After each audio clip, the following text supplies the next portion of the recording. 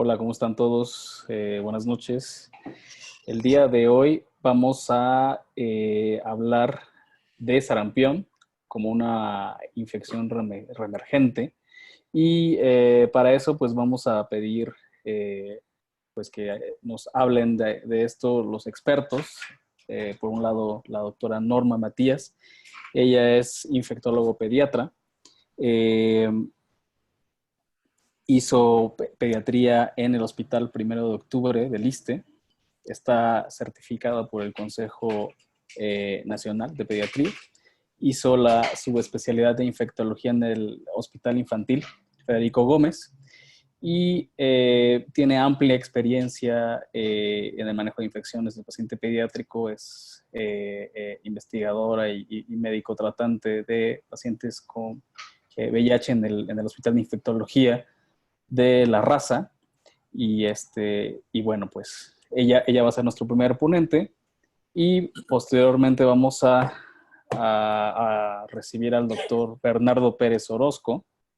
Él es médico infectólogo e internista. Eh, Está laborando en el Hospital de Infectología del Centro Médico Nacional La Raza. Y bueno, pues también es integrante del equipo, ambos son integrantes del equipo CIDBI y a ellos les voy a dejar la palabra continuación. Primero vamos a escuchar a la doctora Norma Matías. Doctora, tiene usted la Eh, palabra. hicimos una inversión, va a abrir la charla Bernardo Ok. con algunos aspectos generales del virus, del sarampión. Bueno, entonces empezamos con Bernardo. Hola, buenas noches. Bueno, pues vamos a empezar con algunas particularidades virales. Vemos el caso de que el país está cursando por una pandemia de un virus, pero las desgracias no llegan separadas, llegan juntas, y vemos que hasta el momento del día de hoy tenemos más de 100 casos en la ciudad en México de sarampión. Entonces, para nosotros se nos es clave la información, y la información genera educación. Entonces, con esto podemos crear las mejores medidas para saber cómo abordar. En cuanto a particularidades virales, bueno, pues ¿de qué me interesan? Si conocemos el agente, prácticamente vamos a conocer cuáles son las características del mismo, cuáles son las manifestaciones clínicas y los desenlaces. Por eso es crucial. Sabemos que este es un virus que tiene una cadena RNA en sentido negativo, tiene una envoltura y una nucleoclápside. Tiene algunas proteínas, las que más nos interesan son las de la superficie. ¿Por qué? De estas tenemos tres: la de la matriz, la H, que es hemaglutinina, y la F, que es de fusión. ¿Qué importancia radican clínicamente estas proteínas de la envoltura? Bueno, que la hemaglutinina o la proteína H se une específicamente a receptores celulares que están en células como linfocitos B, linfocitos T, así como células presentadoras de antígenos. Y esto prácticamente es crucial, ya que puede producir apoptosis o la muerte celular y con ello la inmunodepresión. Las de fusión, aparte, como lo dice su nombre, permiten la fusión con las células ya sea epiteliales o células linfocíticas. La que sigue, por favor. Este es un esquema muy bonito, muy interesante. ¿Por qué? Porque esta es una célula epitelial. Tenemos que el virus del sarampión, esta molécula con estas proteínas, se une a la superficie por medio de los receptores que les comentaba. En las células epiteliales están algunos receptores como la nectina 4 o el CD147, que son cruciales para que el virus se pegue y entre y se replique. Tenemos en cuenta que el virus silvestre prácticamente se une a un receptor que se llama CD150, o también el receptor de señalización de activación linfocítica, o SLAM. Este es crucial porque se encuentran estas células como linfocitos T, linfocitos B y las células presentadoras. Los virus vacunales se unen a otros receptores como el CD46, que es un receptor de activación del complemento. La que sigue, por favor. Esto también es crucial, estos receptores como el CD147, porque permite que el virus pueda entrar o pueda diseminarse por medio de aerosoles. Hay que tener en cuenta que este virus tiene un alto índice de un R0 muy alto, de hasta de 12 personas. Si lo comparamos con otros virus, es de los que más tiene infectividad. Y lo primero, o lo que se hace en la inmunopatogénesis, es que se aspiran estas gotas, ya sea estas microgotas, pasan al aparato respiratorio superior y se pueden unir a células epiteliales, pero ahí no se da la diseminación.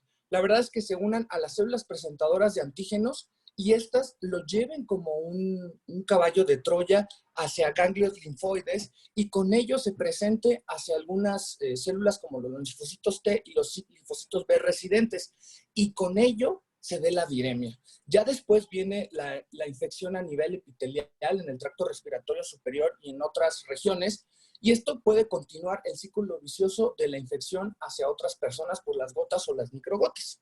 La que sigue, por favor.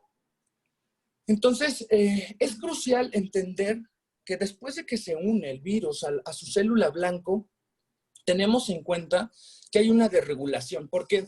Porque las principales complicaciones o la mortalidad se debe a la inmunodepresión o inmunosupresión que causa el virus. Entonces vamos a tener complicaciones hasta de mortalidad no asociadas en el evento agudo tal vez a la infección por sarampión, sino a la inmunodepresión que produce y con ello la infección por otras bacterias o superinfecciones bacterianas u otros virus. Aquí tenemos en cuenta que prácticamente se debe a una disregulación. Los linfocitos T, CD4 son los que montan una respuesta y acaban con el virus, pero hay un switch de CD4, CD8, y estos CD8 son producto de algunas citocinas que se aumentan debido a que no hay una producción de interleucina 12, ya que se bloquea por algunas partículas del sarampión. Entonces, si se aumenta esta respuesta, los CD8 aumentan mucho, producen la inmunodepresión de CD4 y la muerte de ellos. Entonces, es uno de los mecanismos que es clave. Entonces, tenemos que tener en cuenta que el virus entra a algunas células en específico, se pega por algunos receptores en específico y con ello lleva a una inmunodepresión bastante considerable que puede llevar a múltiples complicaciones, como veremos más adelante. Bueno, muy bien. Entonces, después de haber escuchado esta parte inicial, que es muy importante porque el sarampión es una de las enfermedades que por sí misma no solo genera daño, sino que además inmunosuprime, como nos explica muy bien el doctor Bernardo. Y antes de pasar a la parte ya de epidemiología y patogénesis, voy a solamente tocar unos puntos relevantes. Uno es que es una enfermedad viral que está descrita desde el siglo VII después de Cristo y es antigua y de gran relevancia, tanto que en la literatura persa se describe como que aparece una enfermedad que es más temible que la viruela. En 1846 se identificó cuáles eran las características del periodo de incubación y la protección que generaba una infección natural por Peter Panum. Y fue hasta 1954 cuando el virus fue identificado y se logró reproducir en las células de riñón de mono por Enders y Pebbles. Evidentemente, como muchas infecciones de esta naturaleza, posterior a la identificación del virus, aparece la primera vacuna en 1963. La primera vacuna fue hecha con una cepa que es considerada la cepa madre, de la cual derivan las vacunas que hoy utilizamos, que es la cepa Edmoston B. Y bueno, reforzando un poquito lo que nos comenta el doctor Bernardo, como ya comentó, la infección de una persona nos genera aproximadamente una infección de entre 9 y 18 personas que son susceptibles. Esto nos da una tasa de ataque de aproximadamente el 90%. Esto quiere decir que el 90% de las personas que son susceptibles, es decir, que no tienen una inmunidad preexistente, una protección preexistente y están en contacto con el virus, van a enfermar. El hecho de que se disemine esta enfermedad de esta manera tan fácil, pues hace que tengamos un comportamiento o lo que llamamos una conducta secular, cómo se comporta epidemiológicamente en el mundo, es que se da un año con casos muy importantes, con un número de casos muy importantes, seguidas de un año sin casos. Y esto sucede, ¿por qué? Porque cuando ocurre, viene la ola de infecciones, estos pacientes que se infectaron van a hacer una inmunidad natural y eso va a evitar que se enfermen. Sin embargo, va a quedar un porcentaje de susceptibles de esa población más los que se acumulen en el siguiente año. Esto va a hacer que entonces haya un acúmulo de susceptibles. Y lo que podemos ver en esta gráfica es cómo se comportaba el virus antes de la introducción de las vacunas. Y vemos que un año tenía un incremento importante, seguido por otro año que era menor, y así. Entonces era este comportamiento se reconocía. Esto posterior a la introducción de las vacunas, que aproximadamente fue en 1963, empieza a tener cierto cambio en relación a que a pesar de que se presentan también un pico un año y el otro año y el año que le sigue es menor, siguen presentándose. Evidentemente, uno, porque sigue habiendo enfermedad por el virus silvestre, en aquellos que no están vacunados, pero también porque sabemos que la eficacia de la vacuna no es del 100%.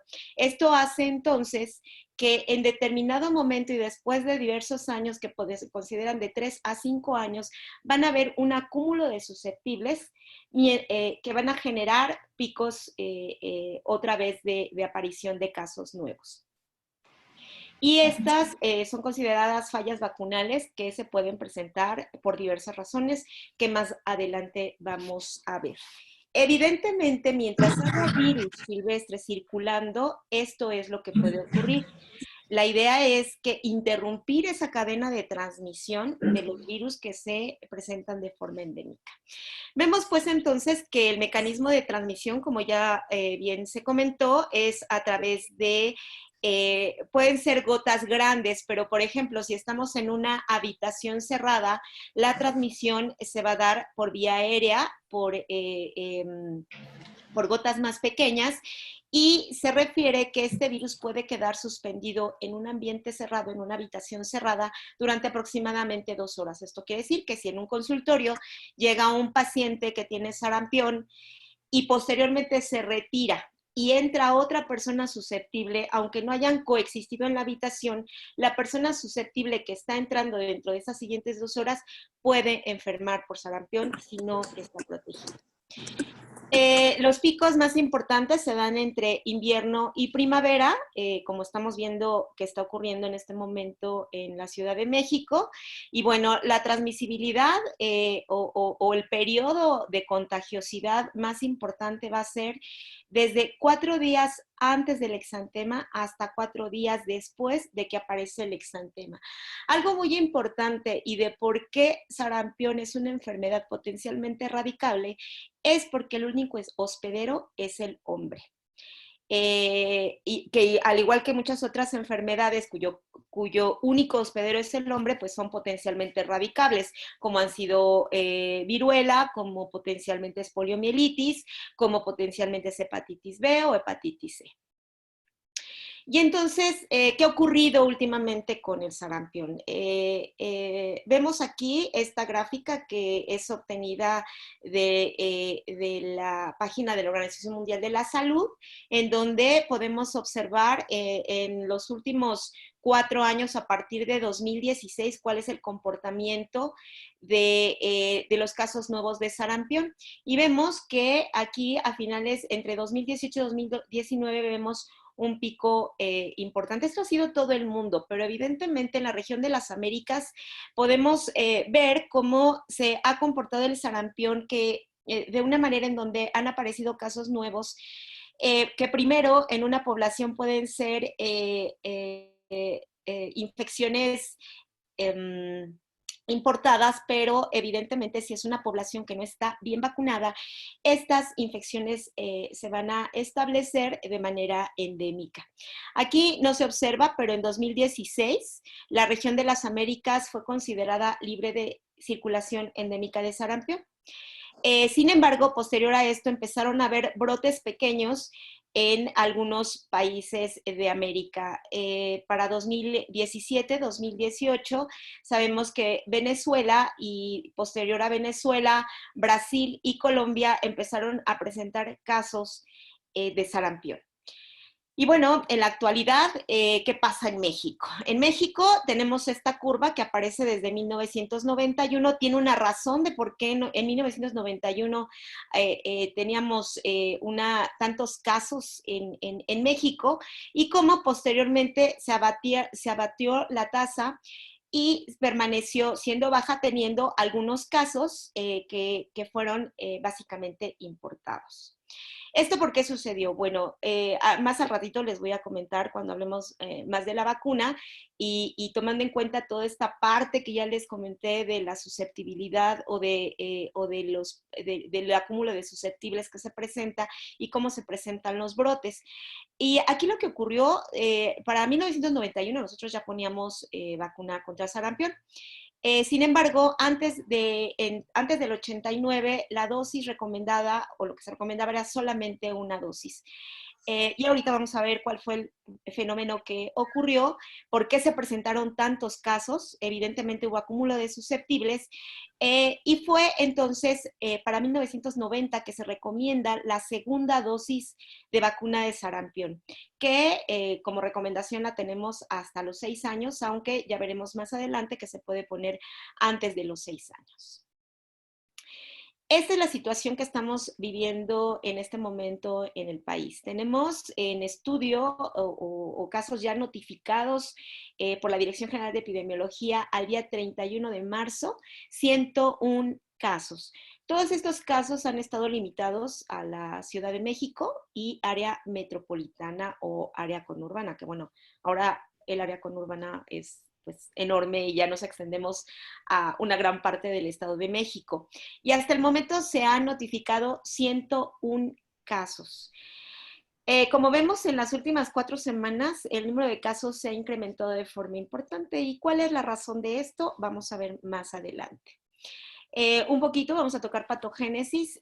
Ya les comentó algo también el doctor acerca de lo que ocurre. Y algo importante y por qué esta enfermedad puede ser tan severa es porque, como comentó bien el doctor Bernardo, el virus no llega a replicarse en mucosas, no ingresa por las mucosas como muchos otros virus. El virus directamente es tomado por los macrófagos locales, regionales, y los lleva al sistema linfático, a los ganglios regionales. Y ahí es donde empieza de forma regional a multiplicarse. Esto genera más o menos entre 2 y 3 días después la primera viremia, que es una carga importante de virus.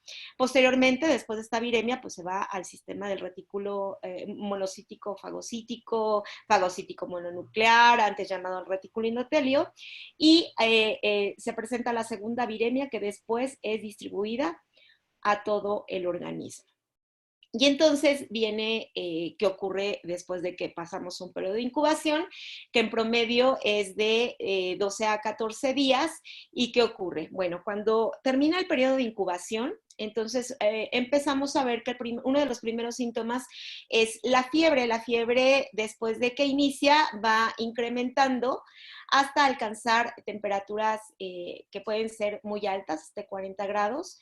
Es característico de muchas enfermedades exantemáticas, febriles exantemáticas, que cuando desaparece la fiebre, cuando la fiebre empieza a caer o cae, aparece el exantema.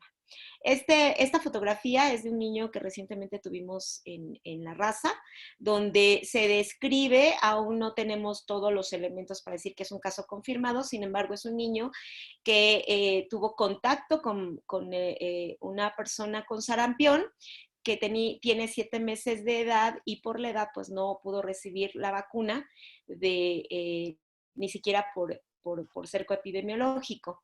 La mamá fue vacunada, pero el niño no. Entonces, prácticamente el día que recibió la mamá la vacuna, ese día inicia el niño con el padecimiento actual, lo cual quiere decir que no fue la mamá la que le haya transmitido de alguna manera esos virus, que son virus vivos atenuados los que están en la vacuna, al bebé, y que por eso haya enfermado, porque fue prácticamente el mismo día.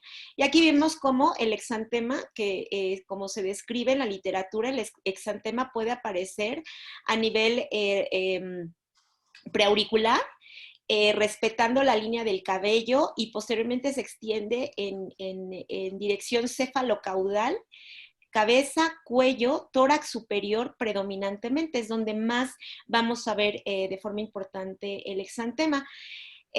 Pero bueno, esto ya ocurre en la etapa exantemática. ¿Qué otras cosas ocurren en el periodo prodrómico? Como ya comenté, empieza la fiebre, y antes de que aparezca el exantema también puede haber presencia de conjuntivitis, y hay también síntomas de resfriado común, coriza, rinorrea. Eso podemos observar. Y después, ya en el periodo patogénico, pues ya se establece, o en el periodo ya de enfermedad, se establece lo que conocemos todos como la enfermedad febril exantemática, y se ha denominado de esta manera porque hay diversas enfermedades que semejan, que se parecen mucho, y que no necesariamente significan sarampión. Siguiendo con es la misma curva, nada más que con otra presentación. Aquí vemos que hay un dato que se ha reconocido dentro de los muy pocos datos patognomónicos que ocurren en medicina, las famosísimas manchas de Koplik. Las manchas de Koplik no son sencillas de ver. De hecho, yo he visto solamente en 2 pacientes en toda mi vida, y la primera vez que vi manchas de Koplik fue en el brote que tuvimos en el Hospital Infantil de México, bueno, que se identificó el primer caso en el Hospital Infantil de México en el año 2000. Y fue hasta antes de este paciente, pues fue la única vez que yo había visto manchas de Koplik. Aquí no se observa de forma adecuada, está muy lejos. Probablemente en otro momento tengamos oportunidad que yo les dé el acercamiento de cómo se observa la zona en donde están localizadas las manchas de Koplik, y es el niño, el lactantito que les acabo de presentar también en la diapositiva anterior. También pocas enfermedades febriles exantemáticas virales, de origen viral, van a dar exantema en palmas y plantas. Veo que tampoco se observa muy bien las pápulas. De hecho, cuando yo tomé esta foto ya habían pasado 48 horas de que se había ingresado el bebé, y ya estaban disminuyendo. Este es otro bebé que tenemos en la raza, donde podemos ver también la conjuntivitis que se presenta. Este caso apenas ingresó esta semana, por lo que apenas está en proceso de diagnóstico. Tampoco puedo decir que esté confirmado. Sin embargo, es un pequeño que tiene un exantema que se presenta, o que se presentó de forma muy característica. Y también otra característica, pues, que tenía la ausencia de vacuna. Dentro de todos los cuadros que tenemos, hay algo que se conoce como sarampión atípico. ¿Cuándo se da el sarampión atípico? Bueno, en personas que ya recibieron la vacuna inactivada. Esto ya no ocurre, ya no se utiliza la vacuna inactivada. Esto ocurría en los años 60, en el 65, cuando apareció la vacuna inactivada, que evidentemente después se eliminó. Y porque producía un fenómeno de hipersensibilidad y no protegía, produciendo además eventos adversos neurológicos en etapas posteriores. Por eso, pues, desapareció. Pero además también otra causa de sarampión atípico es que tengan una inmunidad parcial previa. Como en este niño que yo les acabo de presentar, es un lactantito que tenía 7 meses, y por tener 7 meses tenía seguramente los anticuerpos de la mamá. Esto hace que el cuadro pudiera ser mucho más transitorio y con menos complicaciones.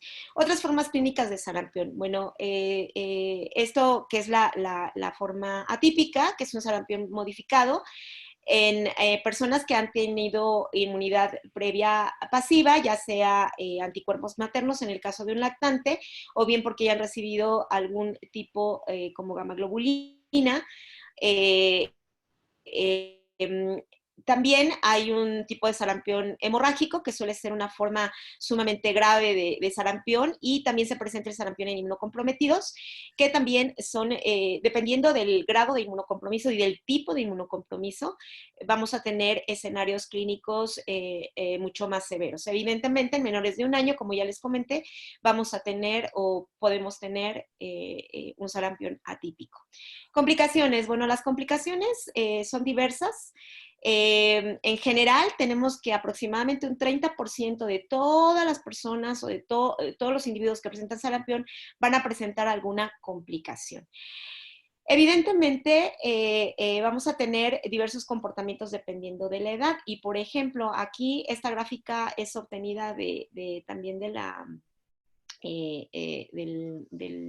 del libro rosa, en donde vemos que se presenta en menores de 5 años y menores de 20 años como complicación principal es pues la neumonía, ¿no? La neumonía que puede ser causada ya sea por el virus directamente, a lo cual nosotros conocemos como neumonitis, o bien, como también ya se comentó, el sarampión produce una inmunosupresión intensa, muy, muy importante, que además afecta a las células de memoria.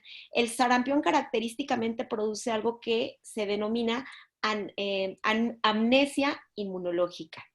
Y esto hace entonces que aún en pacientes que han sido vacunados, pacientes que tienen ya protección previa a otros agentes, hablo mucho neumococo, Haemophilus influenza del tipo B, estos pacientes van a ser susceptibles en el tiempo que sigue al inicio del cuadro, que puede variar entre 1 y 3 meses de la manera más intensa, una supresión muy intensa, y se puede prolongar esta inmunosupresión hasta por varios meses. El 8% de los pacientes van a tener diarrea, el 7% van a tener un componente de otitis media aguda, el 6% neumonía, y bueno, una presentación que es realmente catastrófica es el compromiso al sistema nervioso central.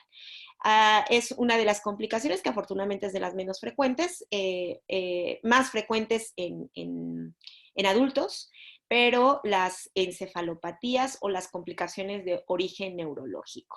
No nada más es la encefalitis como tal, tenemos que hay complicaciones secundarias a esta enfermedad que se pueden presentar de meses a años después del periodo agudo, y es una enfermedad degenerativa del sistema nervioso central.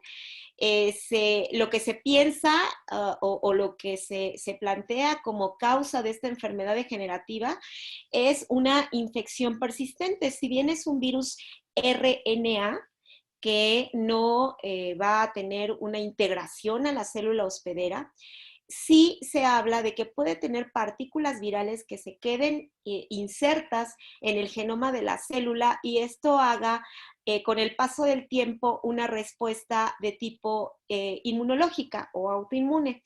Y esto va a llevar entonces a este comportamiento de la panencefalitis esclerosante subaguda, que también se presentaba con aquella vacuna que les comentaba que salió en el 65, en 1965, que es una vacuna hecha de microorganismos muertos.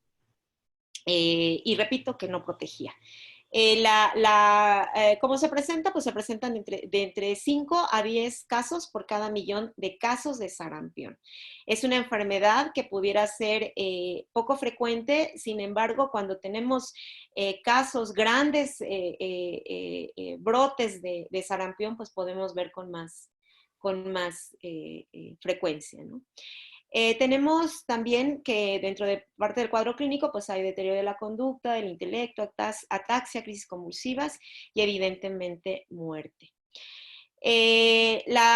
Ahora que de la tasa de fatalidad, la presentación o esta presentación es mucho pues recordar que es una enfermedad que no es cualquier enfermedad febril exantemática, que no es una enfermedad que solo llegue y se vaya como si nada, porque muchos estarán bien, ahora que se habla tanto del COVID, que varios nos infectaremos, otros tantos de esos que nos infectemos, muchos vamos a estar asintomáticos, otros tantos estaremos con alguna infección leve a moderada, otros nos vamos a aplicar y otros nos vamos a morir. En el sarampión todavía esto es más frecuente y es más importante. Aquí la ventaja es que tenemos vacuna, algo que puede prevenir de forma específica esta enfermedad. Entonces, la tasa de muerte y la severidad va a depender de dos factores básicamente. Uno, el estado, la condición de salud del hospedero. ¿Cuáles son las condiciones que tiene? Tanto en estado nutricional, estado inmunológico, condiciones de ambiente, cómo vive. Y el otro punto es la infraestructura de las unidades de atención. Es definitivo que a los pacientes, aún los complicados, van a tener una mejor evolución cuando sean atendidos de una manera más óptima. Por ejemplo, en niños, ¿qué factores de riesgo existen para que se complican? La deficiencia de vitamina A, las inmunodeficiencias, la infección por VIH, la desnutrición y la exposición a otras enfermedades infecciosas también, en especial enfermedades infecciosas que también contribuyen a ese deterioro inmunológico, infecciones virales, y dentro de estas se encajonan evidentemente la infección por VIH. La tasa de fatalidad en condiciones generales, en las peores condiciones, puede ser alrededor del 5%, pero en aquellas poblaciones que no tienen experiencia previa inmunológica ni por enfermedad natural ni por vacuna, es decir, poblaciones naive, la tasa se puede ir hasta el 30%, o sea, sumamente elevada. Al contraste de esto, evidentemente, y relacionado a la infraestructura de las unidades de atención, tenemos que en los países que son desarrollados, los países que tienen altos ingresos económicos, vamos a tener que las tasas de muerte van a ser mucho menores. Y ahorita el doctor Bernardo nos va a hablar un poquito más, las preguntas las vamos a dejar al final, ya vi que hay varias, y el doctor nos va a hablar un poquito de cuál es el escenario en adultos. Muy distinto a los pacientes pediátricos. Aquí lo principal son las complicaciones, ¿no? O sea, los extremos son los que llevan más complicaciones, sobre todo los de más de 30 años, y se caracteriza por porcentajes y por algunas cohortes de más de 13 años, es que tengan diarrea como principal manifestación. Las otras manifestaciones que le siguen son las afectaciones pulmonares, que pueden ser propias causadas por el virus o secundarias a superinfecciones bacterianas, secundario a la inmunosupresión, así como otitis medias. En algunos reportes mexicanos en las epidemias que han pasado en años anteriores, se ha visto que la principal complicación han sido las de el oído medio. La siguiente, por favor. Esta tabla me gusta mucho porque prácticamente es lo que les comentaba, más de 30 años, de 20 a 29 años, de 20 para arriba es donde se ven más complicaciones, pero específicamente si adquirimos sarampión por arriba de los 30 años, vean el tipo de complicaciones que es más frecuente. Vemos que la diarrea en ambos grupos gana como complicaciones y esto promueve mayor hospitalizaciones. La otra es las otitis medias y las neumonías, así como las encefalitis. La siguiente, por favor. Y de esto, vean las características de mortalidad por edad. Ya les comentaba algo la doctora sobre esto. Entonces, pero vean los dos extremos. Menos de 5 años, el 8.6% de mortalidad y más de 30 años, el 9.3% de mortalidad asociado a estas complicaciones, ¿sale? Entonces, vean cómo los dos extremos son los que más tenemos que tener en cuenta y estas son las complicaciones más comunes. La encefalitis, ya nos hablaron de alguna de las variedades, pero puede darse las complicaciones neurológicas desde algún otro tipo de meningitis, encefalitis, como les pone alguna imagen que daba puntilleo a nivel de ganglios basales, hasta otras manifestaciones como Guillain-Barré u otro tipo de consideraciones. Entonces, lo más importante en los adultos son las complicaciones y la mortalidad que pueda tener este tipo de pacientes. La que sigue, por favor. Muy bien. Ahora, entonces, hablando un poquito de diagnóstico.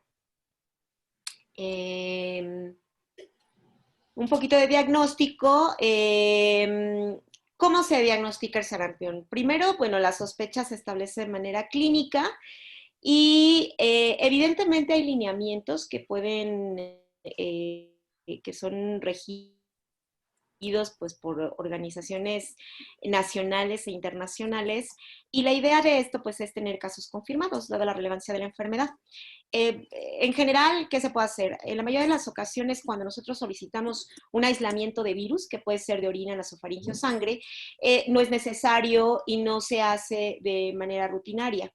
El aislamiento nos sirve, evidentemente, para identificar la cepa que está, las variaciones genéticas que puede tener la cepa que está circulando y la región geográfica de origen del virus que está circulando en ese momento. Tiene relevancia epidemiológica, por supuesto. También otra identificación que hacemos a través de la toma de nasofaringe y de faringe es la realización de pruebas de biología molecular para la identificación a través, bueno, por PCR, ¿no? RT-PCR. Pero también hacemos o tratamos de identificar o hacer diagnósticos a través de las pruebas serológicas. Primero tenemos pues la identificación de la IgM. La IgM es aparece desde, dado el tiempo de periodo de incubación, generalmente puede ser detectada desde el momento de la aparición del exantema. En términos generales, la IgM va a tener un tiempo corto de duración, que puede irse aproximadamente a 2 meses. Para algunos países, por ejemplo Estados Unidos, la IgM, claro, no cualquier detección de IgM, la detección de IgM es suficiente para hacer el diagnóstico definitivo de sarampión. Sin embargo, en países como el nuestro, donde hay vacunación y los casos por el virus silvestre han disminuido de forma muy importante, se requiere de forma definitiva, no solamente se requiere cuando nosotros detectamos IgG, además hacer unas pruebas que se llaman pruebas se me acaba de ir el nombre, pruebas de afinidad de anticuerpos. Pero ¿de qué nos sirve estas pruebas de afinidad de anticuerpos? Esta prueba no se hace para la IgM. La IgM es IgM y nos habla de infección reciente. ¿Qué necesitamos para hacer diagnóstico con IgGs? Una es que se tomen 2 muestras, una en el momento del diagnóstico y la otra más de 2 semanas después, idealmente 4 semanas después del inicio. Estas 2 muestras tienen que parearse. Esto quiere decir que se tienen que procesar al mismo tiempo y tiene que haber una elevación de 4 veces el valor basal para poder hacer el diagnóstico. Pero cuando hablamos de avidez, es avidez, de las pruebas de avidez de la inmunoglobulina, ¿de qué nos sirven? Estas pruebas de avidez son necesarias en países como el nuestro debido a que esas pueden detectar si estas IgGs, repito, solo para IgGs, son secundarias a una falla vacunal o a una infección reciente. ¿Qué diferencia existe?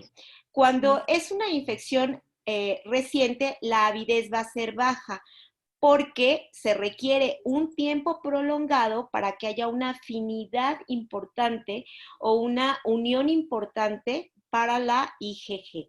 Y esto entonces nos hablaría cuando la avidez es alta, que se trata de una falla vacunal. Esas son las pruebas serológicas. La manera en que se hace habitualmente podemos hacerlo por ambas, por inmunoensayos.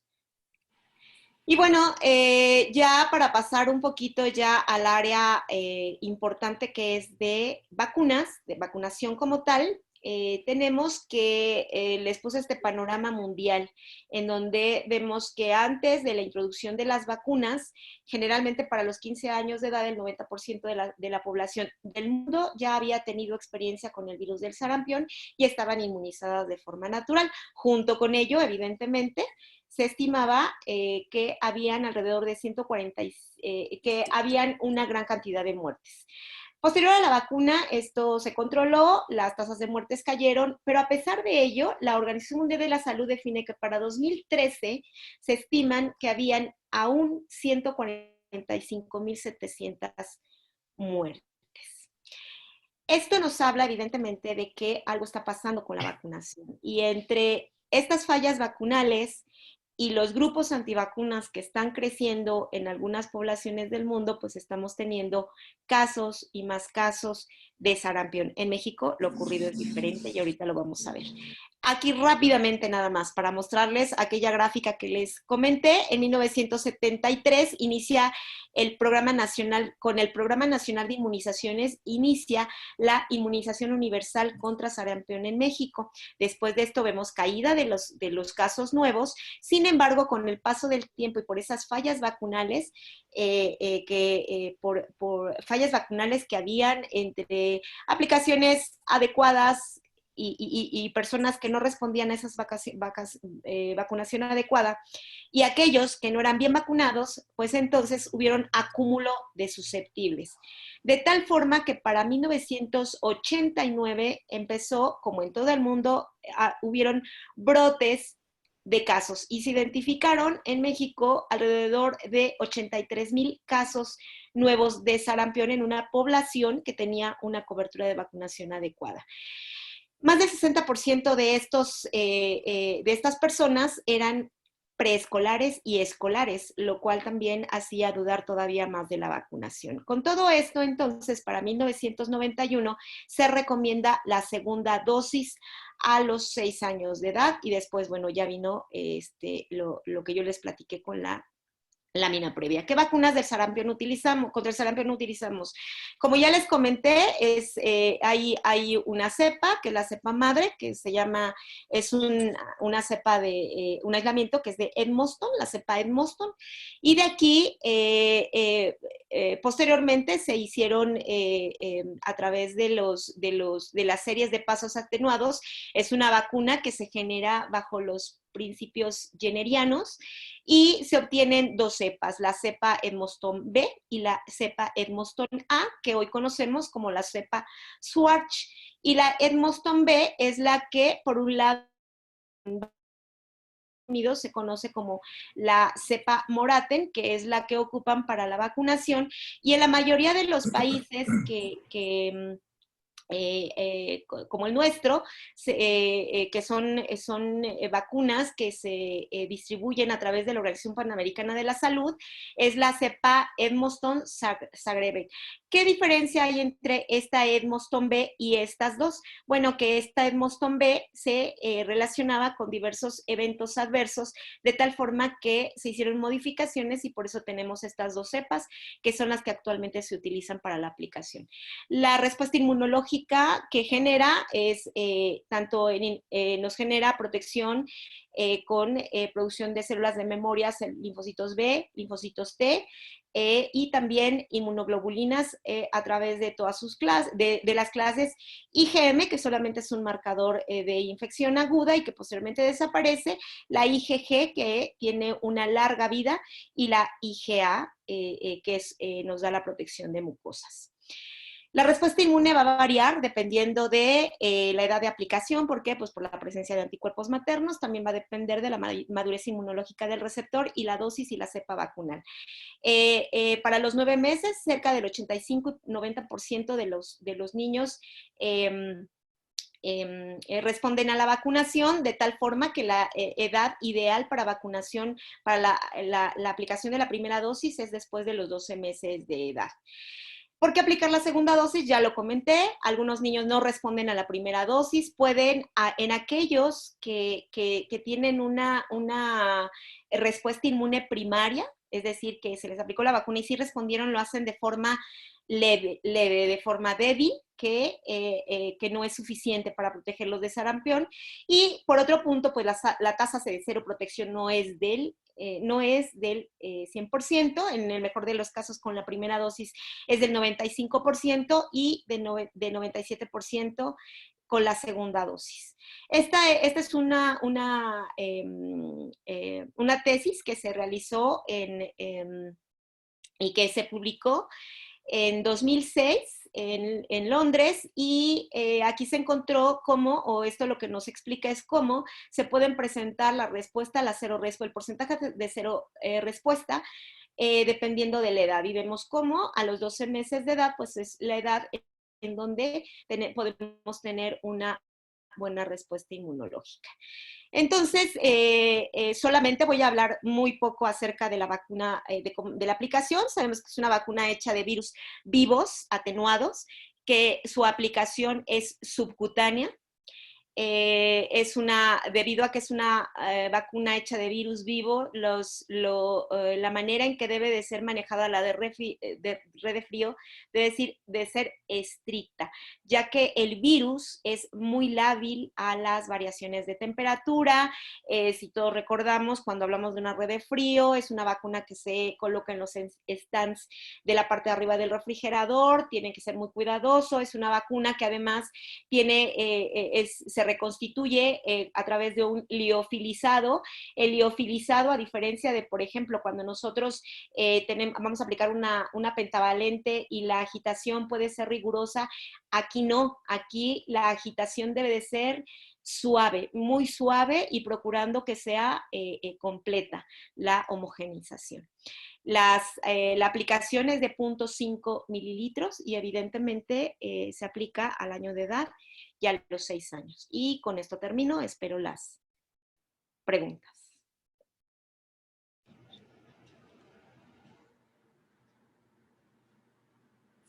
Bueno, pues felicidades a los ponentes, excelentes ponencias. Y bueno, entre las preguntas que tenemos aquí en Zoom, mencionan si pueden comentar algo más acerca de cómo afecta la infraestructura o a qué se refieren específicamente con la infraestructura. Creo que usted lo comentó, doctora Norma. Ah, claro, a los servicios de salud, es decir, las unidades tanto de atención primaria que puedan hacer un diagnóstico oportuno, adecuado, una sospecha adecuada y implementen las medidas de alarma y las medidas de protección de ese individuo que tiene la infección de sarampión, hasta, pues evidentemente, los hospitales de segundo y tercer nivel que tengan o que reúnan las condiciones para la atención de estos pacientes y sus complicaciones. Muy bien. Y luego preguntan acerca de la inmunidad pasiva por lactancia, ¿será suficiente para menores de 1 año expuestos o las pacientes embarazadas tienen mayor riesgo de contraer la enfermedad? En relación a la protección, los bebés pueden no tener sarampión, evidentemente, por los anticuerpos, por la presencia de anticuerpos maternos, pero también pueden tener un sarampión modificado, es decir, no los protege al 100%.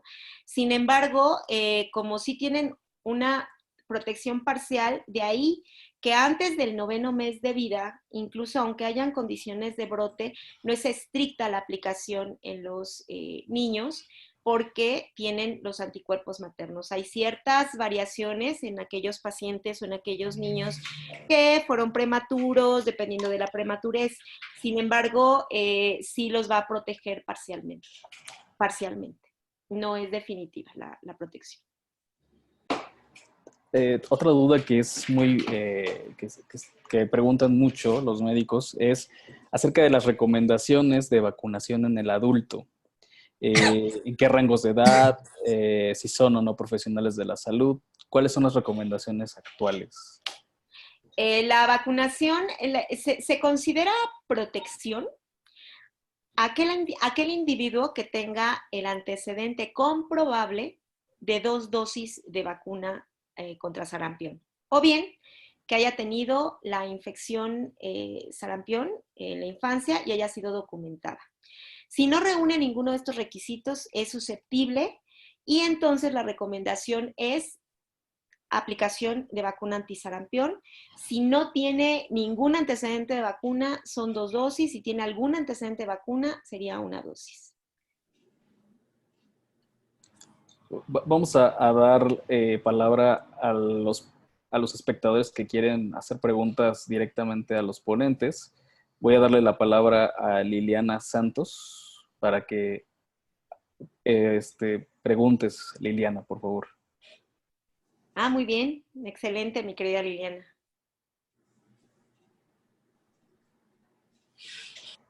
Liliana. ¿No está Liliana Santos? Tal vez tenga apagado el micrófono. Pero tiene Sí, apagado. sí lo tiene apagado. Bueno, entonces, María del Rosario Niebla, vamos a...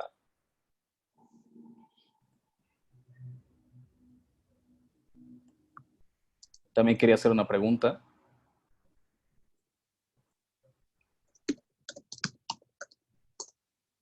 Doctora Niebla, ¿está por ahí? ¿No? ¿Alguien que quiera hacer una pregunta en este momento directamente a los panelistas? Aquí veo a un doctor que se llama Martín. ¿No? Desapareció. Tal vez tienen que darle la...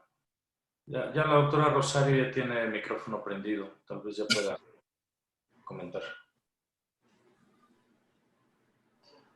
Doctora Niebla, ¿puede hablar? Ya dejé de compartir, ¿verdad? ¿O todavía no? Creo que no.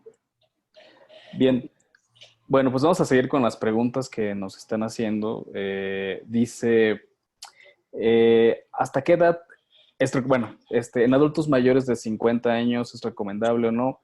Yo creo que esta pregunta se repite mucho porque la CDC recomienda que aquellos que nacieron antes de 1957 no sugiere la vacunación.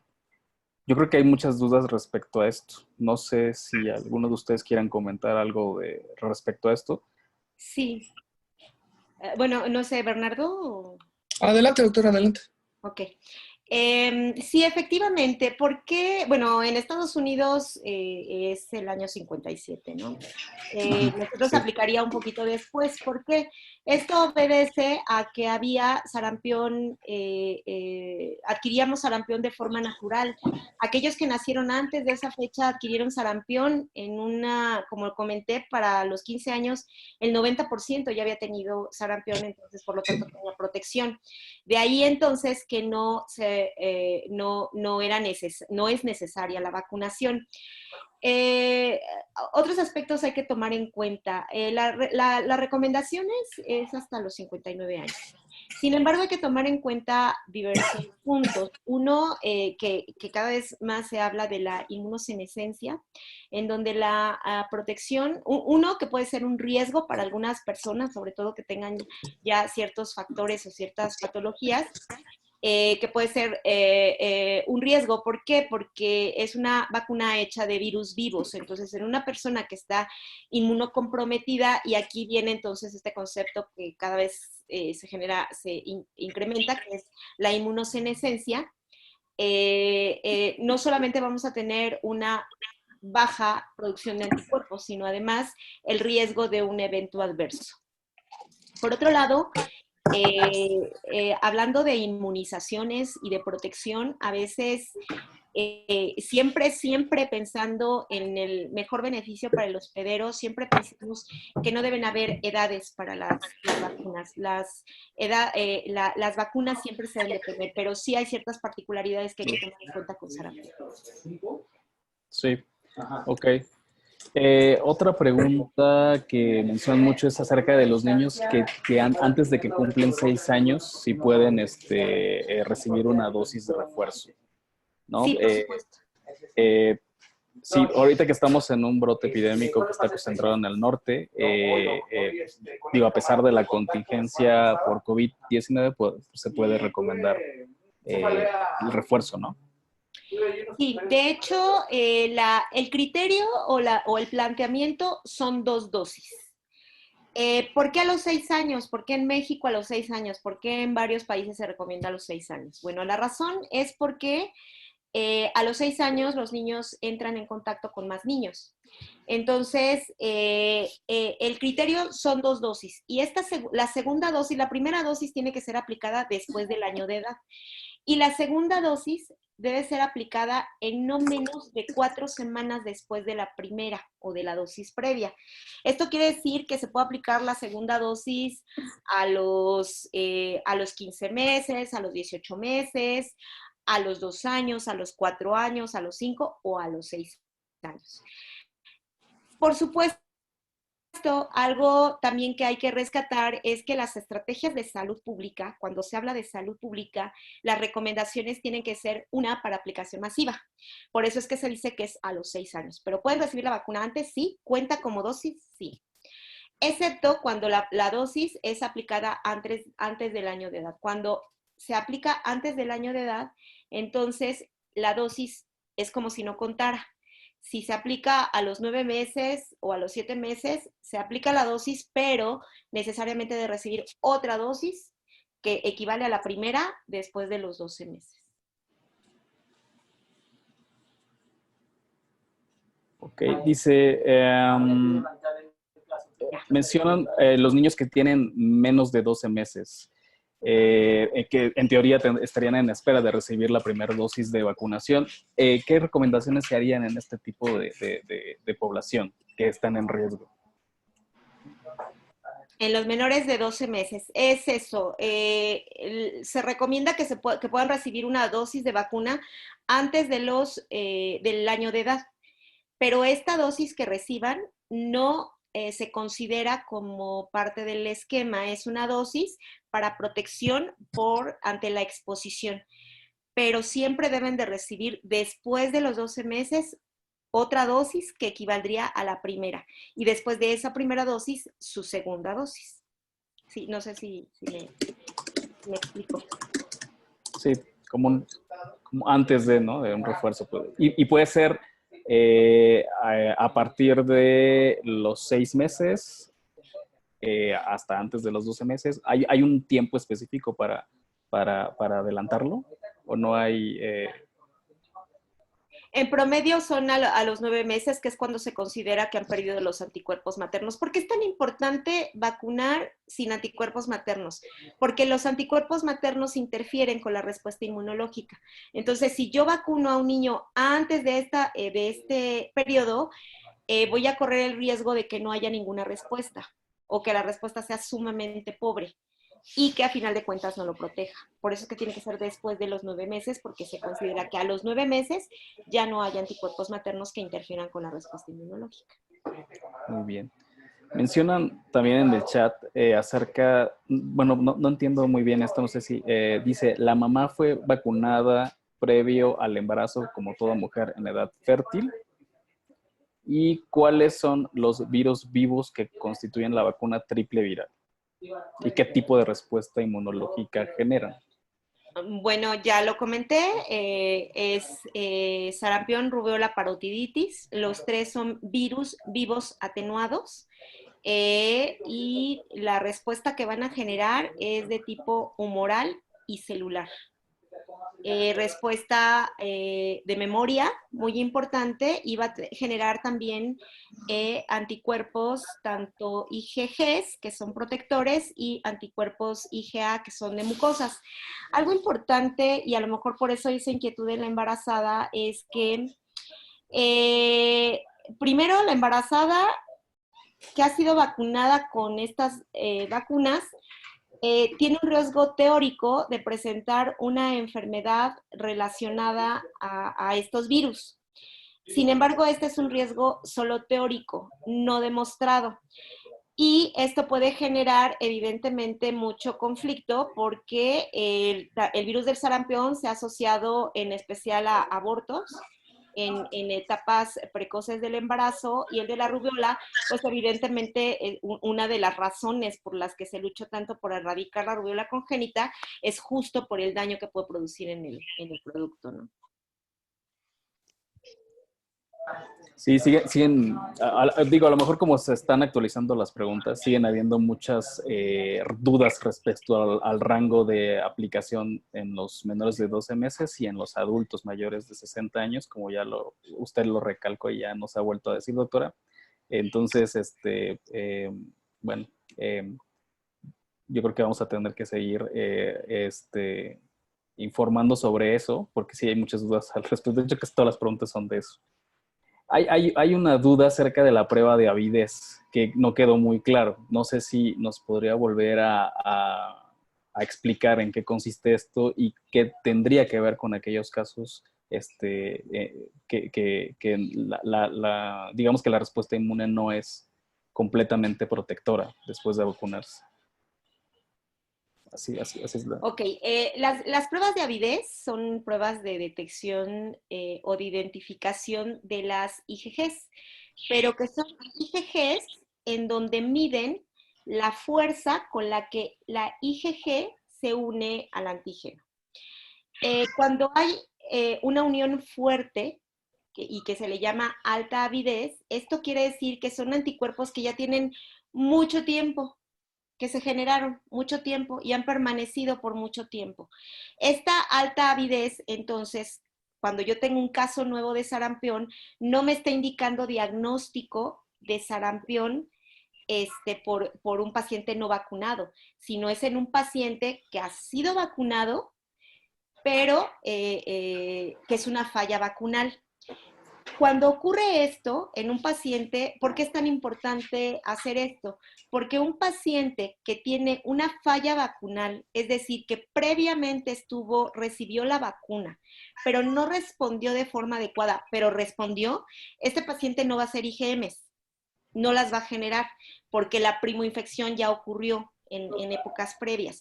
Entonces, vamos a tener ausencia de IgMs y la IgG va a resultarnos con avidez alta. En cambio, cuando es una enfermedad reciente, una enfermedad en un paciente que no ha sido inmunizado previamente, la avidez me está midiendo los anticuerpos IgG que se acaban de generar. Cuando es baja avidez, esto me habla de que son anticuerpos que se están generando apenas, que son nuevos anticuerpos y no me hablan de una falla vacunal. Me hablan de un paciente que está teniendo sarampión, pero que no había sido vacunado. No sé si quedó un poquito más claro. Sí. Y bueno, menciono nada más un comentario acerca del reporte de los 101 casos. El caso 98 corresponde a un paciente de Campeche que seguramente tuvo contacto con algún otro caso dentro del brote de aquí del norte de la ciudad, pero pues es eso, ¿no? El caso 94, que sí está notificado como de Campeche, ¿no? Que es el primero que se reporta fuera de la ciudad. Del brote, sí, exacto. Y pues no sé si alguien más quiera, la verdad es que hay muchas preguntas, creo que fue una sesión bastante enriquecedora, pero las preguntas van muy en relación a todo lo que a todo lo que hemos estado repitiendo. Entonces, no sé si hay alguna disponibilidad de responder estas dudas puntuales a través de, no sé, del chat. Probablemente el chat o Sí. Igual me puedo quedar un ratito en el chat o también creo que Marian quiere decir algo, a lo mejor Marian nos puede ayudar con esta parte o no sé si tenga alguna duda. Marian Berrospe. No, más que nada que estoy transcribiendo las preguntas que están haciendo en Facebook hay mucha gente conectada y ellos no pueden hacer la pregunta directo en el chat, entonces las estoy transcribiendo, la de todos. Muy bien. Pero sí, muchas van en relación a lo mismo, la duda de cuándo se tiene que revacunar, si se tiene que adelantar en el caso de la Ciudad de México porque están ahorita con el brote. Sí, repiten un poquito. Uh-huh. Sí, o sea, todas son en ese contexto, o sea, y bueno, yo creo que haciendo como una síntesis, todos aquellos menores de 12 meses que pasen los 9 meses y estén en riesgo, como en la Ciudad de México, en este momento en donde tenemos un brote, pues vale la pena vacunarlos, ¿no? No se recomienda vacunarlos antes de los 9 meses porque la doctora Matías ya mencionó, se cree que todavía tienen parte de la inmunidad pasiva después del parto. Y aquellos mayores de 60 años es poco probable que se recomiende la vacunación, a menos que sean trabajadores de la salud y que estén en alto riesgo, y que estén en un brote, como en este caso. ¿Por qué? Porque antes de 1960 65 más o menos, se considera que todos los enfermos, que toda la gente nacida antes de esta edad, pues antes de este año, perdón, se tuvieron que haber enfermado ¿no? Es una población que seguramente el 90% de todos ellos seguramente tuvieron sarampión en la infancia antes de la implementación de la cartilla nacional de vacunación. Es por eso que se pone en duda, ¿no? Pero obviamente eso tiene que ser individualizado en cada situación, porque como también ya lo mencionó la doctora, existen situaciones relacionadas a inmunosenescencia que ponen en riesgo a los pacientes adultos mayores de 60 años y que deben ser evaluados de manera individual, ¿no? No sé. De hecho, sí, hay muchísimos puntos de sarampión que son sumamente interesantes, y sobre todo a esto en relación a esta parte de la protección prolongada, ¿no? Que no es estrictamente por toda la vida quizá, pero sí es una protección muy prolongada y muy probablemente para toda la vida, cuando la infección es natural. Pues sí, en general creo que esas son las dudas más importantes. Hay otras que, pues sí, ya las que hay muchas preguntas. Pero bueno, pues yo creo que podemos finalizar, ¿no? Ha sido una sesión bastante enriquecedora. Quiero felicitar a la doctora Matías, a Bernie, a Bernardo Pérez, perdón.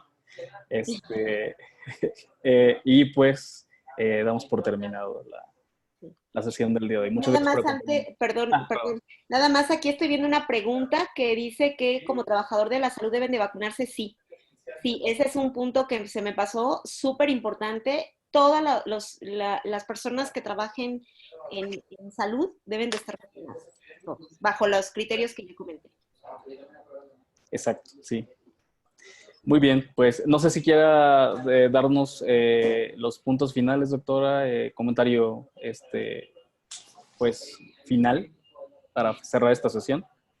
Sí, probablemente bueno, no probablemente, ¿no? Quiero resaltar muchísimo esta parte de la vacunación, que dentro de que vamos a tener algunas fallas a la vacuna, cuando nuestras coberturas son altas, podemos interrumpir la circulación de cualquier virus, aún en esos pacientes con falla, que es una enfermedad potencialmente erradicable, que es una enfermedad que genera o es una infección que genera una enfermedad grave que muchas veces cobra la vida o la función de las personas, y que evidentemente es labor de todos contrarrestar, por una parte, todos estos grupos antivacunas, y por otros, bueno, la falta de vacunas, la falta de que tengamos disponibilidad de vacunas en el sector público, que fue una de las razones de por qué tenemos en este momento este problema tan importante, ¿no? A lo mejor la exigencia que podemos hacer como población para contar con las vacunas. Y los que estemos en la posibilidad de vacunarnos, pues hacerlo. Nada más. Doctor Bernardo, ¿quieres decir un comentario final? Bueno, pues... lo llamaron de sala de COVID. Ya, correcto. Nos dijo antes. Iba a desconectarse en estos momentos. Bueno, pues para terminar, los invitamos el día 8 de abril, también a las 9 de la noche, a este webinar que tenemos programado. Vamos a hablar acerca de influenza versus COVID-19, que es muy común que de repente se comparen, y sobre todo las características de cada de ambas enfermedades, para poder diferenciarlas y ver cuál nos va a generar más impacto a nivel global en salud, cuál es más letal, cuál se transmite más. Creo que también va a estar muy interesante, y también nos va a acompañar la doctora Norma y el doctor Orlando Paredes. Pues están totalmente invitados a esta sesión de la semana que viene. ¿Okay? Pues muchas gracias. Vamos a dar por terminada la sesión y pues yo nada más les quiero comentar que pues vamos a seguir muy activos por medio de estas sesiones web porque nuestro objetivo principal es la actualización médica continua y transmitir información médica relevante y actual. Muchas gracias. Gracias.